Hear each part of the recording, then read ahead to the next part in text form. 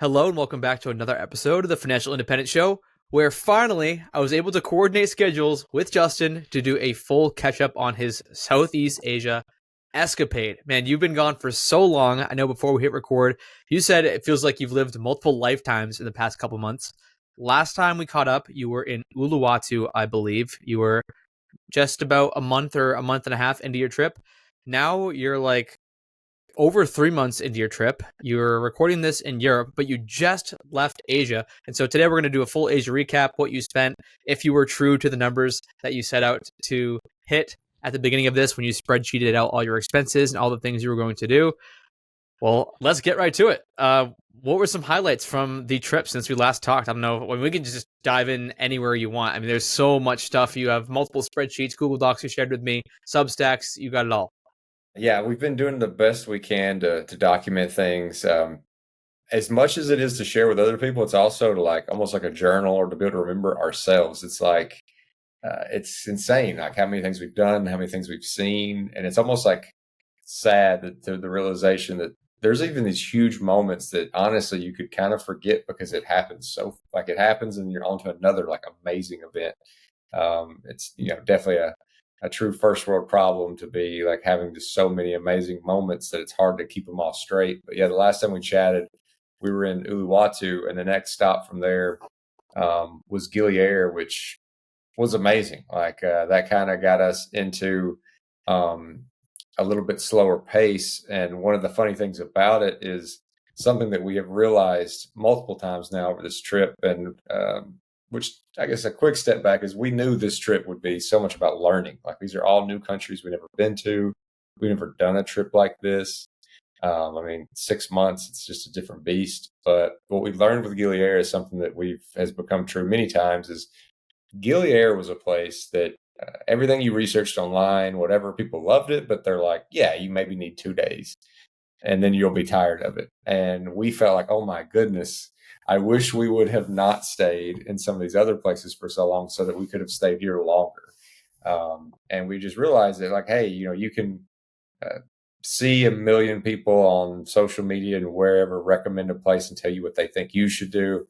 But we're all different and we all have different things that we enjoy. And we loved how small Gilier was and how quiet it was and how relaxing it was. And like, we didn't get bored. Like, I could get up and go for, a sunrise walk or run, cook some food, lift some weights, go for a nice sunset walk and chat like every day. Like that doesn't get old to me. So it was amazing. The sunsets were incredible. The sunrises were incredible. And for those not familiar with Gilier, it is literally if there's a road/path that goes the full circumference of the island. And if you ran that, the full circumference is a 5K. So that's how small it is. There's no Wow. cars. It's Okay. just carriages and like bicycles. So that was where we went after Uluwatu. And it kind of felt like the first place that we hit that was like, all right, this is kind of what we were kind of wanting and hoping for. Because Ubud wasn't exactly what we thought it would be. And Uluwatu was great. We loved Uluwatu. But then when we got to Gilead, we're like, all right, now this just feels a little more natural, a little more disconnected, and a little more our style. So, And then after Gilier, I think you stayed in Bali or in the Balinese Islands. Didn't you go to Nusa? I don't even know how to say that. Lembogan. yeah, so you have Nusa Limbogan and Nusa Penida. There's I went to also, Pineda. I We did want not make it to Lembogan, if that's the right way to say it. I wasn't sure when I saw it on the dock. to, I think that's how you say it. I mean, I'd probably pronounce everything wrong with this accent, but we stayed in Nusa Limbogan, but we toured Nusa Penida, and we did both sides of the island in one day. So it was like a full 8 hour day. We had, a private driver. It was just me and Leslie, and took us. So it was like a bit of a grind and fast pace. Like you can get a ton of time at each place, but we just had to see everything there. And honestly, I mean, you said you've been there, so I don't know what you think, but that was one of the most like just picture worthy places I've ever been. Like, yeah, sure, I've been to places that I enjoyed the beach more, or I enjoyed, the food or whatever it is, but just absolutely like just take a picture of it, or like you just the most beautiful right in front of you. One of the most beautiful places I've ever seen was some of the spots in Nusa Penida.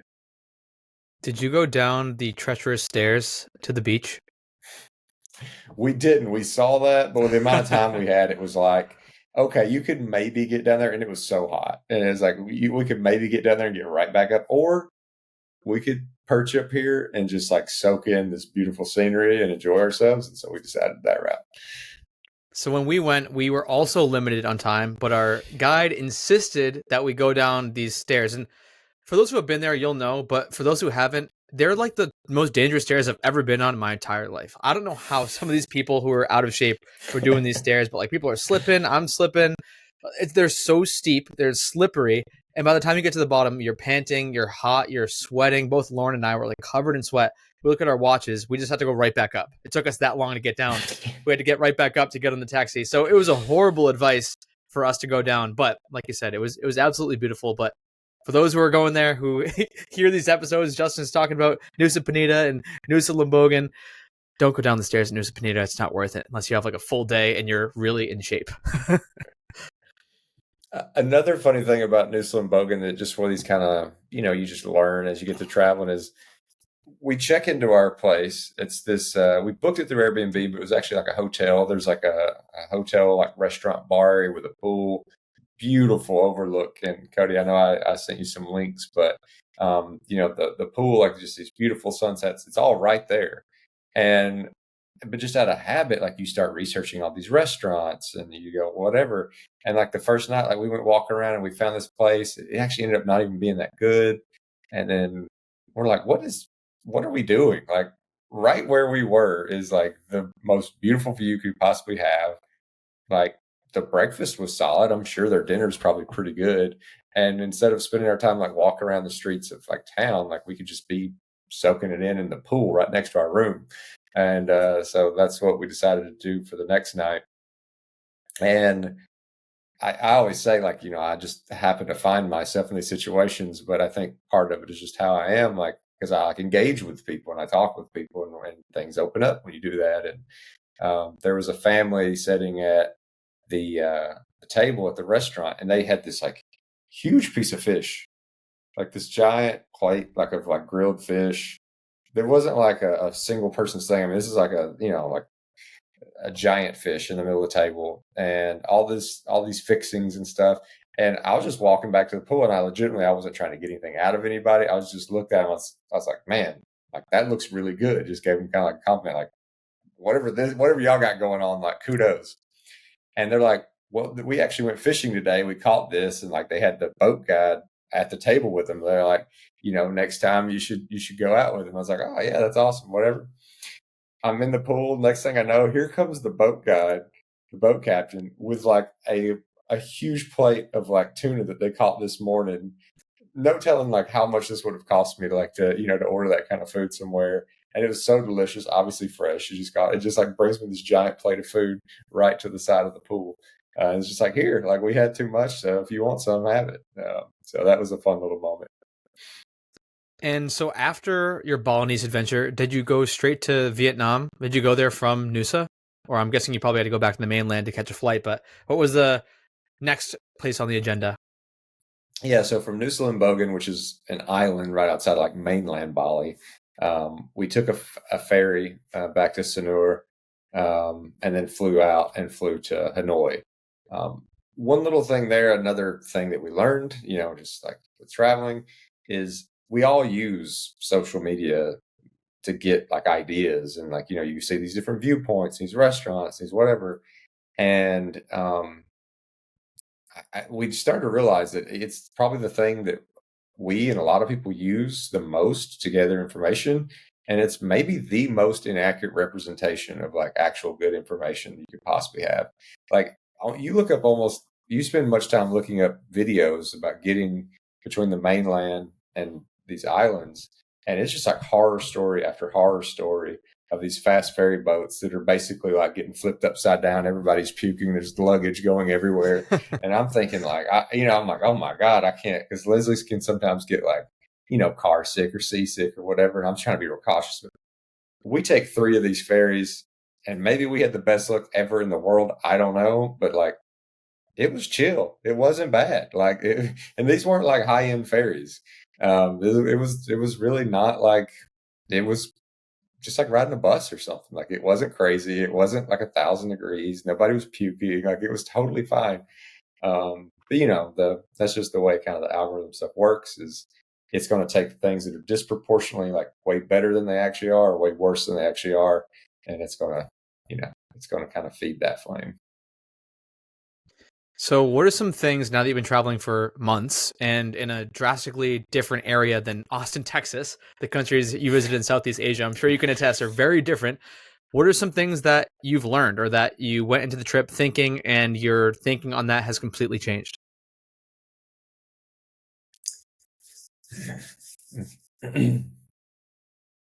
Well, one thing I think is interesting that I've learned, and I don't know that, like, and maybe I probably have been guilty of it myself. I'd like to think it's not, but in the States, a lot of times people say like, "Oh, you want to get some just like Asian food," or like we just kind of throw around the word Asia, Yeah.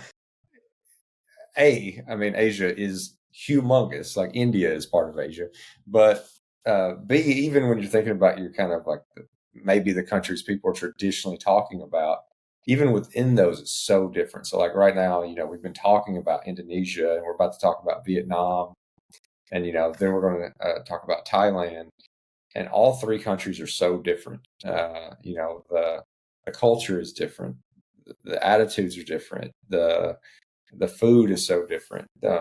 And we just kind of lump it all in as like, oh yeah, it's an Asian restaurant or it's a whatever.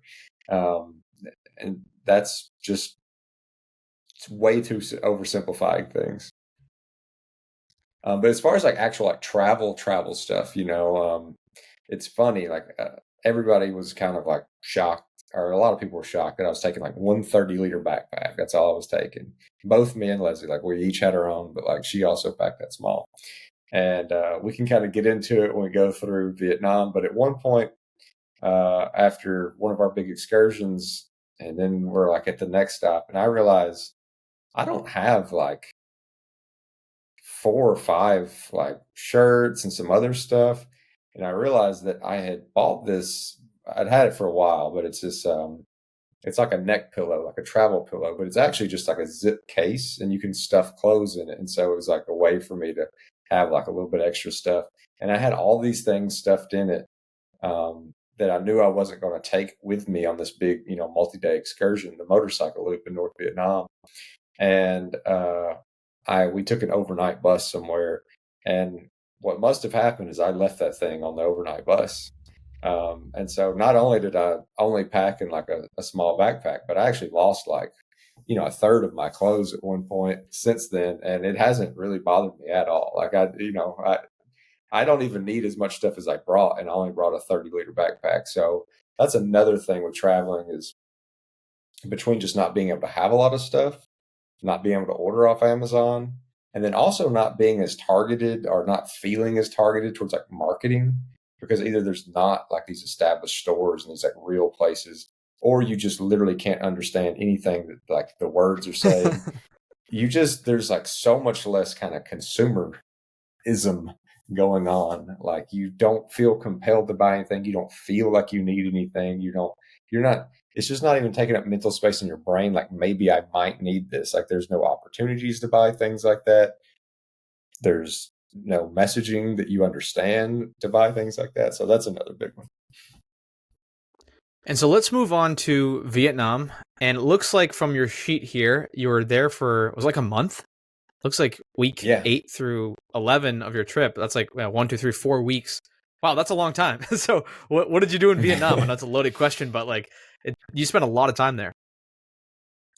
Yeah, so we started in Hanoi because it's like it's a large city, and they have this called like the Old Quarter, that's like it's like a super kind of densely populated place. Plus, a lot of there is a lot of like tourism going on there, a lot of restaurants, whatever. And it was kind of you're getting blasted in the face with Vietnam right out of the get go. I mean, you've got all these little food carts with the giant like octopus legs and whatever, like just things that I've never seen before. And it was a much bigger city. We had flown through Manila, but like I don't know. It's kind of like if you've been to New York, you've been to the financial district. Like, yeah, it's a big city, but it doesn't like feel busy, especially at night or whatever. And Manila, like at least where we were staying, was kind of like that too. Like, yeah, you could tell it's a big city, but it wasn't as much going on. Like when we came into this spot in Hanoi, it is like the streets are packed. Like there's people everywhere. There's these huge weekend markets going on. It's like while we were trying to get to our place to check in, they were having to walk through because like cars are not allowed in this area certain times, certain days. So you're just going through it. It feels like you're in the middle of like, a New Year's Eve celebration, Times Square kind of thing. There's just people everywhere. Um, and so that was Hanoi. We did that for a couple of days. Some phenomenal like food. Uh, and then we go from there to Ninh Binh is like the closest city. There's a kind of an area called Trang An and Tam Coc. It's these two really famous rivers that run through Vietnam where they do these kind of like, like you're on just like a little rowboat and they take you through these. It's almost like getting like a rowboat through a national park with these crazy rock formations and things. Another thing that we did from Hanoi was had somebody pick us up and do an excursion where we went to Ha Long Bay, which is another place where it's just kind of like these, it's like the bay from the ocean is coming in, and you just have these giant rock formations coming out of the water, and it's just a really unique look. And they actually call like the Trang An and Bin area like the Ha Long Bay on land kind of thing, because you're just going. Uh, yeah, you have the little boat tour you do on like a rowboat, but if you're just like riding a bike through town, these huge rock formations are just kind of everywhere. And this is definitely like much more kind of like farm remote part of Vietnam. But and so most people go there to like see the sights for like a day, maybe two, and then move on. It was very obvious to us that like no one goes there for 2 weeks, and we probably spent too long there. But it was actually like a good kind of situation because that's like 10 weeks into the trip. We'd been going hard, and so it gave us some just kind of chill time. Also, like Leslie wasn't feeling the best kind of during that second week, and so she could kind of just take it easy um, and kind of get over that hump. So yeah, it was some beautiful countryside, like great to go like cycling through and that sort of thing. But not like a ton to do other than just kind of see some of the nature. All the restaurants are kind of serving the same dishes, and so it got that part could kind of get a little old a little quick. But one thing, sorry, I know I'm kind of rambling, but one thing that I think the listeners might get a kick out of is when we were staying in Ninh Binh, we were staying at it was gorgeous. Like it's right off the road. It's just the huge rock formations are right there. The kind of cottages are kind of built into it, but it is considered like a homestay because the people who run it like live there, and Hmm. and they have like a big commercial kitchen kind of set up, and it's like kind of like the walls of this kitchen and the ceiling is just rock, like it's like a cave. It's not like a room. It's just, it's just like they have kind of plumbed and stuff through this rock. And anyway, I was like, hey, like if I went, because they made us breakfast every morning, but in our room, all we had was a little fridge and a kind of like electric kettle. And I was like, hey, if like I buy like groceries at the store or something, like, would it be okay if I cook some stuff in the kitchen? Using my own stuff. And she's like, oh yeah, like she was like excited about it. I think like she thought that was cool that I was like on vacation and wanted to do something like that. And she had these massive woks and just all like there was like 6 different big burners. I mean, it's a good sized kitchen, and and so I was actually able to do a lot of cooking for that week again, like I was able to in Uluwatu, which was nice because it's hard, to kind of get the nutrition and the things that we're used to, and it's not really a money thing because in Vietnam you can eat out as cheap as you could buy your own food at the grocery store, but it was just more of a like getting more protein, knowing what you were eating, also getting to like practice and cook some of the things that you've been seeing and eating locally, like because I love to cook. So, I was making my own banh mi's, my own like spring rolls and all that sort of thing. So how did Vietnam compare to Bali? I know in the past episode, the last episode, we kind of talked about the first 5 or 6 weeks of your trip and how eating out was really cheap and you were going to the gym every day. It seems like you were keeping your fitness in check. Did Vietnam check all those boxes too? Or were there things that were more difficult or that you struggled with or that were just more challenging than you thought? Yeah, I would say that the food in Vietnam to me, and it's funny because there's some people who like when they go to Vietnam, they love the food. To me, the food was not as good. It was just a little more plain, and no disrespect to anybody if like you love Vietnamese food or you are Vietnamese. But just the flavor profile to me, there's a lot of like kind of lighter broths and noodles, um, and just not as much variety to me. Once you got outside of like Hanoi, like a bigger city, it turned into where like every restaurant seemed to me to be like kind of serving the same thing. And but where we were staying, there was a gym right down the street, and so we were able to continue to like lift weights. I was still running a lot. Um, Food was still extremely cheap. It's almost like hilarious now that we're, I know we're not going to really talk much about Europe, but being in Switzerland where I am right now, and you go by somewhere and you see a price and you think back to when you were in, say Vietnam or Indonesia, and you think about where you were having some kind of little mental debate, like, should I do this or not because of the price? And you're like, oh my goodness, like what was it? Why was I even wasting the brain cells? Like it's something there that costs 75 cents costs, $15 here. So what was I doing? But it's just you normalize yourself to where you realize like even if it is cheap, if you feel like you're getting ripped off, you feel like you're getting ripped off. Like it's kind of hard to shake that, like once you get normalized to prices. And have you guys, since we last spoke, been mostly doing? It sounds like you've been living like locals, where you're cooking a lot when you can. I know you had a good kitchen at Uluwatu. You had a good kitchen at this place in Ninh Binh. Yeah, that's the name of it, Ninh Binh. Hmm. Have you? And it sounds like in between, maybe you're eating out a little more than you wanted to. But have you guys been able to like get into a pretty solid routine? Are you going out and doing stuff? Like, are you going to maybe expat meetups? Are you going to local meetups? Are you? What does a day to day look like? Yeah, I mean, there's been some ebbs and flows. We definitely haven't been doing like meetups, but like when we were staying both in almost all of Vietnam, we were staying at places where like it was a kind of hotelish situation where they would, they serve you breakfast, that sort of thing, and then we'd go out for lunch and dinner. Except for when I could cook for us, like I did cook as many meals as I could because I genuinely enjoy it, and again, the kind of nutrition thing, we would try to lift weights 4 or 5 times a week. I was running probably 5 times a week. We'd done tons of walking. We did a lot of excursions. So, we did, like I said, we did the Ha Long Bay, we did the Trang An like river tour in Vietnam, and then like at one point in Vietnam, which was one of the highlight like excursions I've ever done in my life. When we went, um, we had to go back to Hanoi for a couple of days, and then we got picked up, and you go to a different part of Vietnam, and then we do I think it's called Ha Giang. Don't again Don't pronunciations may scrutinize the be wrong. pronunciation, but it's something like that. Yeah, yeah.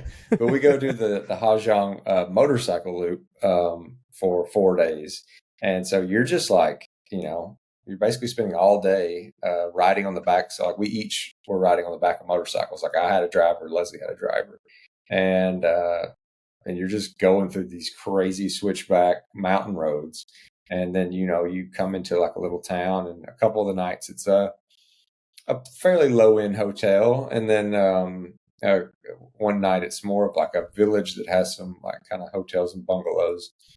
Um, but so yeah, just between doing all the different excursions and exploring the cities, that's kind of what the day to day was like. I don't know. It's just hard to answer because like there has not been a very very consistent schedule.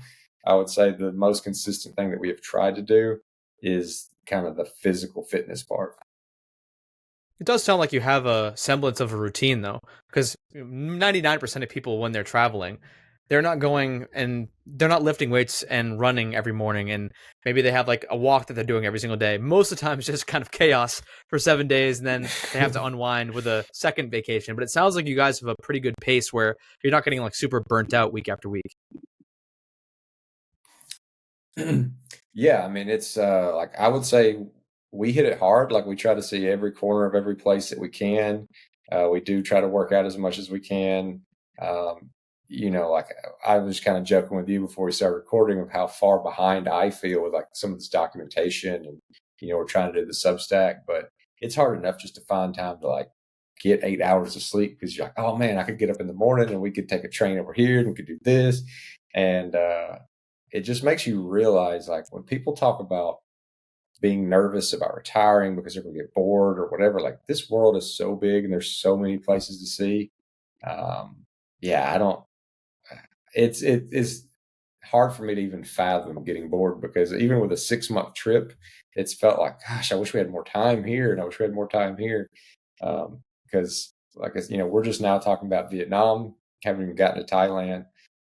But I'd say before we move on from Vietnam, I just want to double down on telling anyone if you get the chance to do the motorcycle in Vietnam, like go do it. I think it was like $250 or something crazy for 4 days, and that includes like your stay, the driver, the food, everything. But even if they were charging $2,500, like it's incredible. Like it's hard to explain some of the views you get and just what that's like zooming around these mountains on the back of a motorcycle. I love the novel experience thing because I'm trying to think of the exact term. I don't want to mess it up. I think it's called subjective time distortion. Yeah, that's it. Subjective time distortion, where it's like when you're commuting to work and you've been driving the same road for 20 years. Sometimes it might happen in the blink of an eye, and you just like quote unquote wake up and you're at work just because like your body doesn't have to pay attention because it's done the thing so many times. But when you go and do novel things like this, obviously at a much bigger scale than a daily commute, when you do novel things like this, like time just seems to slow down because like a new place, a new restaurant, new flavors, new people, new everything. And so yeah, it sometimes whatever you're at right now, 3 or 4 months in, couldn't feel like you've been traveling for a year. It's kind of crazy, but that's part of the cool thing about going to new places. So going over to or going on to Thailand. So you flew out of what did you fly out of Hanoi and go to Chiang Mai? It looks like from this doc here. So yeah, we flew from Hanoi to Krabi.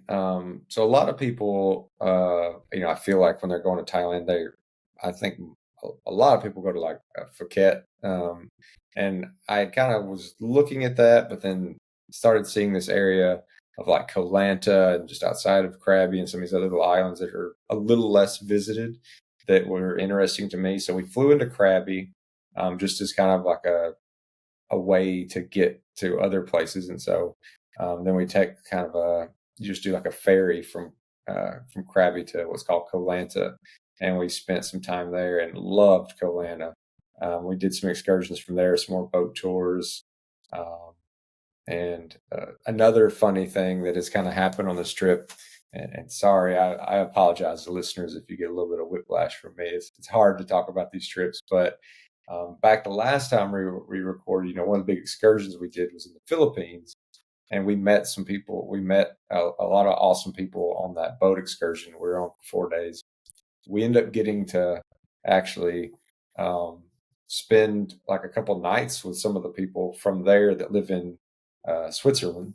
And then same thing kind of, or a similar thing kind of happens with this. Like we are in Koh Lanta, we go on this day excursion and we meet some people from Amsterdam. And, I got to catch up and kind of like have dinner with them in Amsterdam. And so it's really cool that even though, these are maybe not friends that you're going to see on a daily basis by any means, or maybe even keep in super close contact. Like the more you travel around and the more networks you kind of get yourself in, you meet these people that the next time you're in that city or the next time you're in your city, they're going to look you up, you're going to look them up, and you're going to have somebody who can show you around and can, have some shared experiences with. And it definitely makes, the world feel a little smaller, makes things feel a little less isolated. So it's really cool the way that we've been able to actually meet people on this trip and and not just it be a passing thing. Like we've actually got to see them again later on in the trip. Every single time we've gone on a boat tour, no matter what country it is, we always meet cool people and end up doing something with them, whether it's later that night or the next day or the next week or years later, who knows. But I gotta say, if you are going on a vacation and there's an option for a boat tour, especially in a foreign country like Southeast Asia or in Europe, you're gonna meet cool people because cool people do cool people things. So if yeah, Yeah, that's true. it's a hack for finding fun people to hang out with is book a boat tour. Yeah, we did so many boat tours in the Philippines. We've done so many boat tours in general. But yeah, so like we get to Koh Lanta, and honestly, different parts of the trip, I was so excited about different things. But one thing I was very pumped about for Thailand, and it came to be true. But I had a feeling that across all of Southeast Asia, this was going to be the place where I was going to love the food. I love curries. I love spicy food. And man, the food in Thailand just it's so good. It's so cheap too, but it's not even about the money. It's so good. Anything in particular? Any dishes or things you recommend? Well, so for me, what's funny is like I never even knew what I didn't know what cow soy was. Like there's a Thai place near our house in Austin, and I just kind of happened to try it one time and I loved it. And then we were watching, there's a Netflix show called Somebody Feed Phil, and he goes to Bangkok, but he also goes like to Chiang Mai in Thailand. And that part, which we go to after Koh Lanta, is like where Khao Soi was kind of like started. And it's like where it's really known for. And, but you can also get those kind of dishes in Koh Lanta. And so I had Khao Soi like probably 15 times in the the couple weeks that we were in Chiang Mai and Koh Lanta. So I would highly recommend khao soi, Penang curry. Um, those are my two favorite. I mean, I also really like the green curry and the massaman and all that, but I think the Penang and the khao soi are my favorite. Also, somebody who loves to cook, like it's just fun to not only learn the overall dish, but some of the components. And so when I got some Penang curry, kind of early on, and I see that they're putting these like leaves in the top. They're not like bay leaves. They're something different. And I asked the lady like what they are, and she tells me they're she just says they're lime leaves. And so I start kind of like researching it, and I realized they're called kefir limes, and they're the leaves from the kefir lime tree. And I was able to find like a market where they had some, and sometimes they're served like kind of fried or dehydrated, and but I just found some like literally like branches of fresh ones, and I start like I'm so ridiculous now at this point, or at least I was in Asia with like when I go to restaurants. In my fanny pack I would have like chili flakes, because a lot of times they wouldn't make the food as spicy as I wanted, because I think they think I'm like a tourist and it's going to like be too much for me. I'd have They see your salt. skin, Justin, uh, and they hold back on the spice. yeah. And I'm like, no, bring it. I'd have salt, especially in Thailand. A lot of times you see something on the table that you think is salt, it's actually sugar, and you start to put that on your food, and you're like, oh. So I'd have salt, chili flakes, and then I added in. Then I would also have kefir lime leaves. Like, and I'm just like sprinkling kefir lime leaves on everything, and it's sometimes peanuts too. But anyway, like I just got like my little pouch of just like the food's good, Your but I'm going to take it garnishes. up a notch. My garnishes, yeah. I got to like salt bay everything. So, of all the places you went, I was clicking through earlier. I couldn't get a clean count on how many places you stayed. Looks like probably 20 to 25 plus different Airbnbs slash hotels. I think that's an accurate guess for Asia. Something like that. Probably Something like so. that. Yeah, yeah, If you had to pick one of them to live for a year, which one would be the winner? yeah. Honestly, if I had to actually like live there, and it's funny, it's because it's like so different. Like there's places you would go, and you would love to stay. Like you would never pick it to be the place you could only go for a week. But if you had lived there, it's very different. When you think about being able to find some like community of maybe like some young professionals to find a good gym and all that sort of stuff, and some infrastructure, good internet. Um, I think specifically the kind of um, specifically kind of the western side of Chiang Mai. in Thailand would probably be the place where I would actually live. I love the food in Thailand. I love the people in Thailand. Um, and then in Chiang Mai, like the western side is like a little like more modern and kind of hip, but it's also the side that's closer to like the nature. Like there's like a mountain right there on the west side. Um, and it's very commutable too. Like if you had a scooter, you could go anywhere, and it's not like overly hectic to drive in. So it's kind of a like it doesn't have like the beach. It doesn't have probably just a ton of these like crazy Instagrammable scenes, but it's a place where I could really see myself like actually spending like months and months and being happy with some of those more like kind of day to day normalcies. Well, I don't know if you watch, but I got sucked into season 3 of White Lotus. I'd never watched it before. My wife Lauren watches it, and so I get sucked into season 3. It's set in Thailand. So I think you beat the crowd, Justin. I think people are going to start flocking to this beautiful country because people are super nice, like you said. Food is amazing. The views are incredible, like just all the islands and the lush green forests and everything they got going on. You said something interesting though. You said this would not be the place you would pick for a 1 week stay. Which one of the places, the 20 to 25 places you stayed at, would be your 1 week pick? Probably Gillier. Okay. It's it's so relaxing. It's beautiful. Is The there anything weather's on the great. island? Like, is there restaurants or like how do you get So food? there are restaurants. What's funny is like it is one of the like if you like pull up Google Maps, start looking at restaurants. There's actually a ton of restaurants on this little island, and there's some really good food there. Like some of the best Indonesian food we had on the whole trip. There's one restaurant called Warung ZZZ, and it's like packed with both people who are tourists and locals like all the time. Even if all the other restaurants are kind of like dead because we were there in the low season, um, this little restaurant is like always happening, and it's not because of the ambiance or because of the customer service. Like they could care less. They're just like getting people in and out, but the food is just so good. Every time we went there, we got like 5 dishes because we just couldn't like decide. Um, and we actually, there's one place that we ate there that we had to like ask some people to help us kind of like point where it was because like we went as far as we could on Google Maps, like looking for it. And then it just kind of turns into like a cow field kind of situation because it's like right in the middle of the island. And it literally felt like we were just like at this lady's house. And that was the best like nasi campur, like your kind of little sampler plate of Indonesian food that we had on the whole trip. So yeah, the food is really good. You get beautiful sunrises and sunsets because it's such a small island. You just walk to either side. There's actually a really bougie gym, kind of a normal gym, and then like a low end gym. So there's 3 gyms on the island. Yeah, you can go. You can also hop from there so quick to go to like mainland Bali if you wanted to like catch a concert or something. Yeah, so Gilier would probably be the place that I would stay for like if I was just going for a week. All right. Well, we kept the people waiting long enough, Justin. You have a very in depth spreadsheet with all your stuff. This is the Fi Show. We're going to talk some numbers. So we don't want to beat a dead horse and go over all the numbers that we did last time, like obviously your flights to Southeast Asia and some of the stuff up to Uluwatu.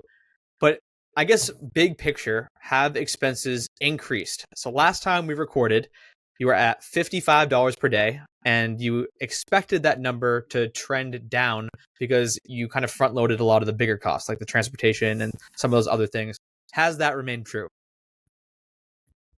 Yeah, so pretty quick into it, things started getting into like the 40 something dollar a day, and it held true to the end. It settled into $45 a day on average, and that's everything. That's groceries, eating out, excursions, all these boat tours. I didn't even talk about like the elephant park that we went to and spent the night at, which was incredible. Like one of the coolest things I've ever done. Um, yeah, so like that's everything. That's gyms, that's miscellaneous things, that's, buying stuff at the store. Or, I mean, like, like you're like buying a shirt or buying a sunscreen. It's everything. It was about $45 a day per person. And I will say that like as cheap as, I feel like that is for a vacation. I think you could live like this a great life in Southeast Asia for less than half that. It's just that, we were booking flights and tours and all these things on top of just kind of living there. And for folks who want to see the whole picture, that's about 4,200 ish or 4,188 here. And then that's divided by, you were there for what, like 90 something days? 92 days, yeah. Okay. So yeah, just over 3 months, 4,188, $45 per day. I think the episode we recorded back in, what was it? We'll link it up in the show notes, but it was traveling the world for $46 per day. That was what you estimated that the trip was going to cost. You were, Oh, I mean, wow. pretty I much as didn't dead realize on it as you was could that accurate. possibly be. Literally, the episode is called $46 per day to travel the world, October 16th. This is 3 months before you even left. Wow. Justin, That's you are a cool. master of the That's news spreadsheets. to me, honestly. A freak in the sheets. That's insane. Man, you got a bunch of other interesting stuff on here. I don't know if you want to dig into any or all of it, or like any numbers that surprise you, or if there's one country that was way cheaper than the others. It seems like all three of these countries, is it three? Yeah, you had Indonesia. Well, actually, Yeah. before then, you had Philippines, Indonesia, then Vietnam, and then Thailand. Was one like a And in Thailand, standout, yeah. super cheap one? We didn't spend enough time probably in like most of our time in the Philippines was kind of on like, we were doing a 4 day just straight, like we're living like on a boat in remote beaches. And so I probably don't have as good of a frame of reference for the Philippines, but the other three, gosh, they were all very cheap. I would say that, you know, with Thailand, like there was a little bit more of a spread where if you wanted to spend money, at least the places we went, like you could, like in Chiang Mai, like there were some spots you could go and you could spend more money, and in Bangkok you could spend more money if you wanted to, but at the same time, like you did not have to. And all the housing was super cheap. Yeah, I think I don't know. Like, yeah, maybe Thailand was the cheapest if you wanted it to be, but they was all very cheap. was- um, and you talk about like, yeah, some of the interesting stuff that like I know we haven't even talked about that maybe I'd recommend to people, especially if you enjoy cooking at all, but maybe even if you don't. Like the cooking classes were actually one of the highlights I loved for the ones us. I've Like done. we did a couple different cooking classes. Yeah, it's so cool because most of them are done at like a kind of a farm type place anyway. So you get to both see like how they're growing some of the stuff. You get to learn more about the ingredients. You get to learn how to make it, and then you also get food. Like it's a great experience. Um, if you're in Southeast Asia, like I don't think that I probably had more massages in those 3 months than I will probably have for the next 10 years. Um, because they're so cheap. I mean, like we got a massage in Chiang Mai, which it was interesting because it was a place that was specifically like, it was kind of I don't know like it kind of gave opportunities for people who were blind. So like our masseuses were blind. Hmm. And it was the best massage that I had probably on the whole trip. Because it's hard to find sometimes it's hard to find people who are like really like digging your muscles. And we've been working out a lot and running a lot. It's like, I don't want relaxation. Like I need I need you to like break up some knots and stuff. And, this fella got after it. Like he had me squirming. And, you're talking like less than $7 for an hour and a half uh, massage. And then, when we were in Bangkok, we'd walk like 30 something thousand steps, and we got an hour foot massage for less than $5. And, like just do it. Like even if you had one 2 days ago, just get another one. Like it's you're never going to have that chance again. So just do it. And one thing I just wanted to zoom in on here. So I think total accommodation, correct me if I'm wrong, from the spreadsheet, looks like 1368 for the 3 months. So wait, what is that divided by like 92 or 93, however many days you were there? Do you have that number? What your average accommodation per day Uh, was? Just to show people like what it truly costs to travel in Southeast Asia if you are being cost conscious. yeah, well, let me just do this divided by. Now this is again, it's per person, so double occupancy is a little less than $15 a day. Oh my god. $15 a day. Not too shabby. And most of the places you were staying in were like Airbnbs, right? And some of them included breakfast. Some of them that you've sent me have like amazing views. You have like views of the mountains or views of the water or views of the beach. Like these are not just places in the middle of nowhere like you're sleeping on a dirt floor with straw. Like you're in a pretty Oh nice looking no, place. no, no. Yeah, I mean, like the place in Gilead had like, if I could fly them here to just make me pancakes, they had the best pancakes I've ever had in my life, and they got these beautiful pools. The place in Newsel and Bogan, like I said, was just like you're in the swimming pool, like on the edge of the kind of like the cliff going down to the beach with the craziest sunsets and a beach bar where they're like, they have music a couple times a week right next to you. When we were in like Bangkok, like we're in Bangkok and Chiang Mai, like we're in these nice like high rises where we've got like wash machine, it's an apartment. It's not just like a room. Like we've got rooms inside the apartment, and we've got a balcony, and we've got a full kitchen, and we got a gym inside the building. No, we were honestly the only places that to me that kind of felt like roughing it was probably some of the some of the hotels on the motorcycle loop. And the funny thing was, me and Leslie were kind of like, chatting with somebody at breakfast from the group, and we're like, these are like not quite as nice as like we thought they might be. Don't you agree? Kind of thing. And we realized everybody else in the group was like, oh no, these are like way nicer than we were expecting. Because like some people go to Southeast Asia and like they're really traveling cheap hard, like they're really skipping by, like they're staying in some like rough hostels but that's what, like when we were looking at it, it's like, okay, yeah, we could stay somewhere for you know maybe $8-9 a night a piece instead of $15 a night a piece, but like why not stay somewhere that's like really nice instead of somewhere that's not for just a couple more bucks? And I did the same calculation just because I was so curious after you said $15 for accommodation. I added your dining out plus groceries, which was like $539 total, divided by, was it 93? Is the total days you were there? Is that right? 92, yeah. 92. Okay, either one. Yeah, It's like yeah. $5.75 a day total on food. And you said you were eating out most of the time. It sounds like the only times you were really eating in was when you had that nice kitchen in Uluwatu and then the one in Ninh.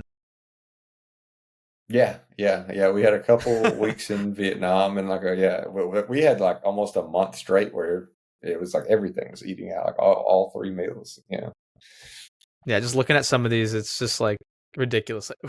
What is this? Grilled banana? Is this from a street vendor? 14 cents. Yeah, 7-Eleven protein shake, 72 cents. Pad Thai, $1. Oh man.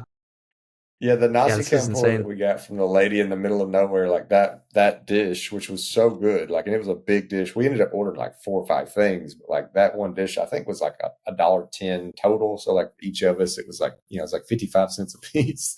So. Man, I don't even know where to go from here. I mean, these numbers are just insane. I don't know if you're cool sharing the numbers from the spreadsheet so people can dive in if they're curious. Maybe you make like a share version, like the Fi Absolutely. Show version. I actually think that there is the link for this in the first episode, and we'll make sure Oh, we put it in perfect. this episode as well. One thing Okay. that's not in here, though, before we run out of time, is since this is the Fi Show, we're talking about money that I think is really cool. And I think I sent you a message about this, is also over the course of this time, by us not being in our home in Austin, means that we were able to put it on Airbnb and rent it out more. And so I summed up, and I don't have it in front of me, um, but I summed it up at the time, and we actually ended up getting like 1 or 2 more stays. So it actually is a little bit more than this, but I figured out like how much money the Airbnb had brought in while we were gone. Now this is not, I'm not taking mortgage off the top, because if we were home, like we would be paying the mortgage anyway, because this is our home. This is not just investment property. But like I deducted, all the cleaning costs and the supplies and things like that. So like, the real profit of what we made by not being in the home.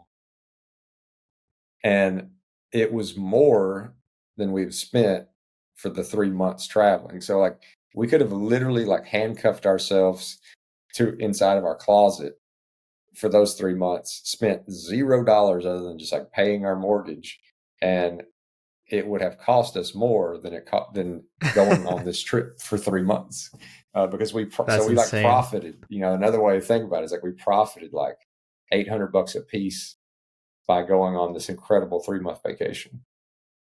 And we'll definitely link up that episode in the show notes as well for those people who are listening who it's like just incredulous right now. They're like, how's that possible?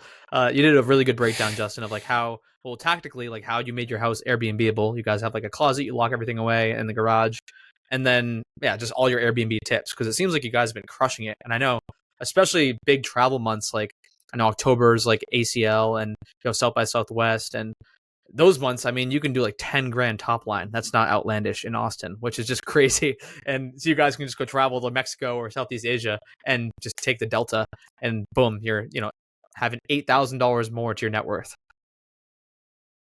Yeah, and I mean, like the start of this trip was in January and February, which is historically like about as slow of a season as, Yeah. maybe you could maybe throw like a December in there as well, but like January and February are two very slow months. And so, um, like, I think you're just going to see that continue to pick up. For the super spreadsheet nerds, Justin, let's make sure we cross the T's and dot the I's. What did the rest of the expense categories look like?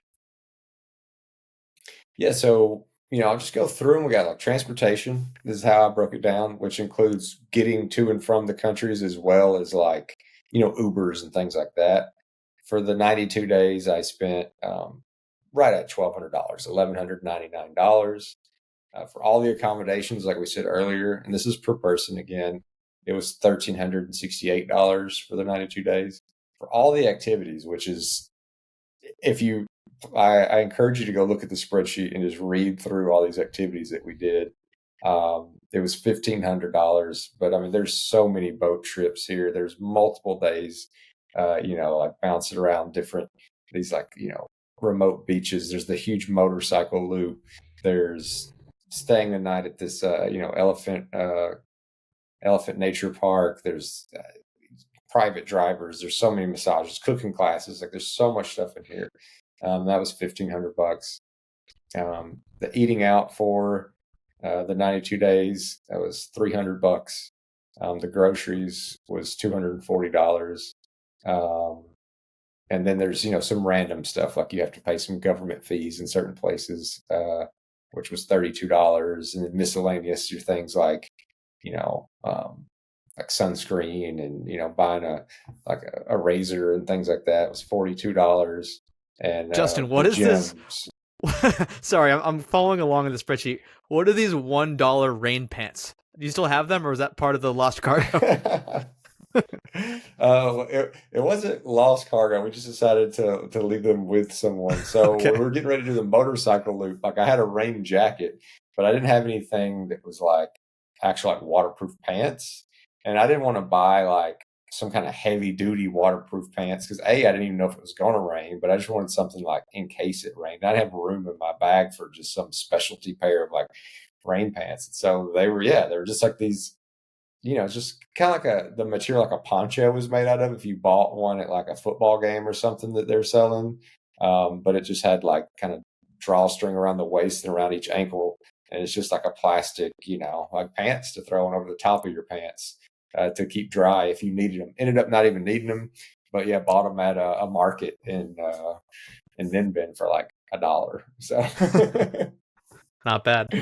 and we spent $80 total for all the gyms that we did. So I would say another thing that, as far as kind of just like little lessons and things I encourage people to do, one of my favorite meals that I had and one of my favorite memories was I was just rolling around and I end up on this like random alley kind of street, and there's all these local vendors, and this is not set up for like tourists. There's no places to actually eat. This is all food like you kind of get up and take to go.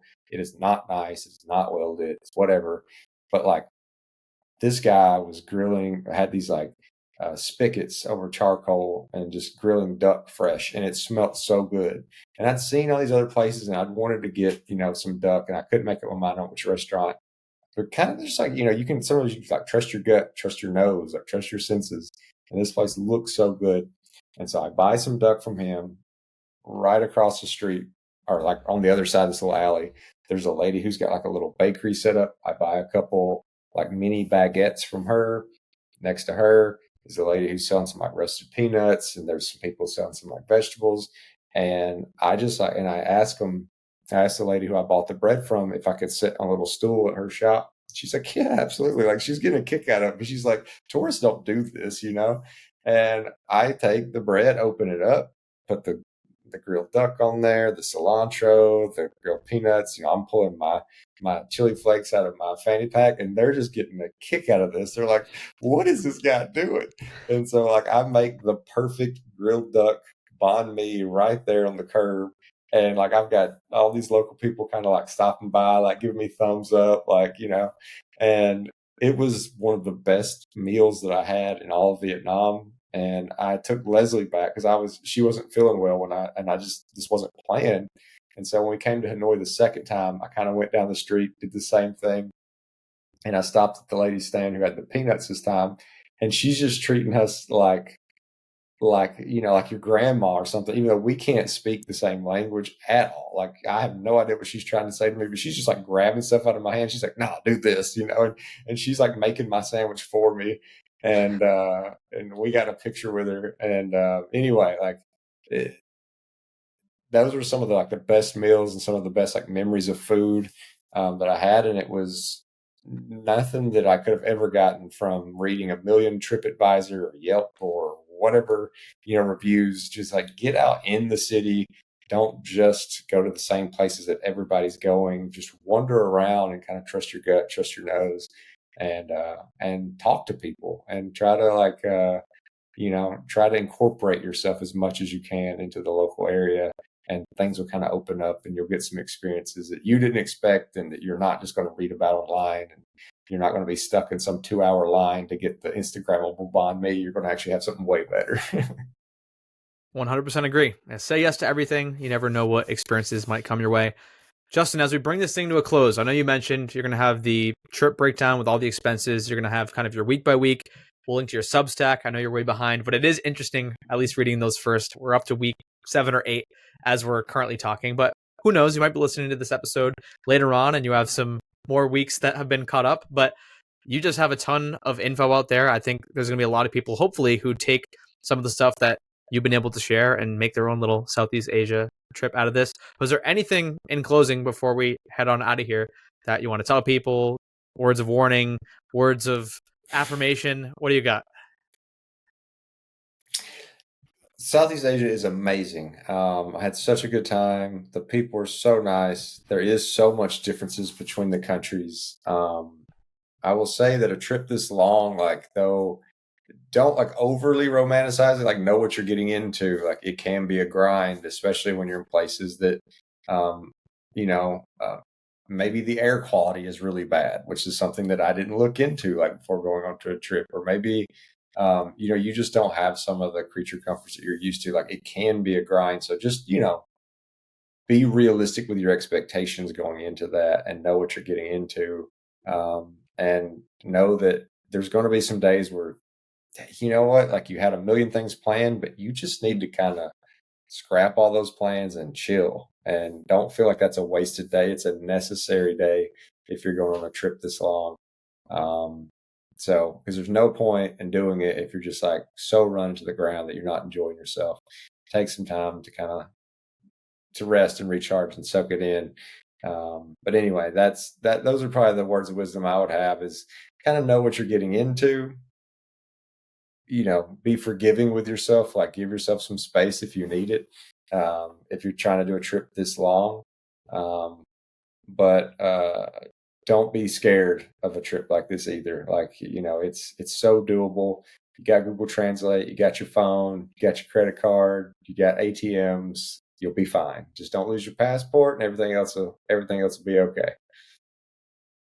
Well, notes, links, and everything else we talked about today will be at the5show.com/Asia2025. We're going to do /Asia, but I was like, you know what, Justin, we might have some other Asia trips in the future, and who knows what we want to name those episodes. So this one's going to be the5show.com/Asia2025. We'll have all the links and notes and everything. And I'm excited to catch up next time, man, because it's going to be completely different. You're in Europe now as we're recording this. We'll be able to reflect, see the changes in prices, see the changes or differences and like how you like the culture and the food and everything. And we'll do a little head-to-head battle. Would you rather, spend 6 months or a year in Southeast Asia or Europe? On next episode with us on the Five Show. Yeah, I'm excited to get into it. And as a little spoiler teaser, oh my goodness, I love, love, love Switzerland. So yeah, come back Teaser. next time and we can talk about Amsterdam, Switzerland, and Italy's up next. So we'll see how it goes.